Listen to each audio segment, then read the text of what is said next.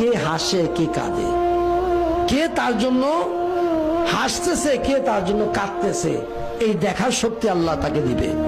তার জানাজার জন্য যখন প্রস্তুতি হবে ওই সময়ের মধ্যে রুহটা আস্তে আস্তে শোনা শুরু করবে। সুবহানাল্লাহ। আস্তে আস্তে সে শুনবে। এই রুহটা কিতাবের মধ্যে পাওয়া যায়, তার জানাজা পড়ে যখন গোরস্থানের দিকে নিয়ে যাবে ওই সময় রুহটা দেখবে শুনবে এবং তার ওই বডির সাথেও সে হাঁটা ধরবে। এই হাঁটতে হাঁটতে যখন তাকে কবর দেশে রাখা হবে, কবরে রাখার পরে ওই মৃত ব্যক্তির রুহটাকেও ধরে তার বডির মধ্যে যখন তাকে শোয়া দেওয়া হবে, এই মাটি যখন দেওয়ার পূর্বে চাটাইটা যখন বিছিয়ে দেয়, ওই বিছানোর আগ পর্যন্ত, এই মাটি ঢালার আগ পর্যন্ত তার রুহটাকেও তার বডির মধ্যে কাফনের কাপড়ের মধ্যে দেওয়া হয়।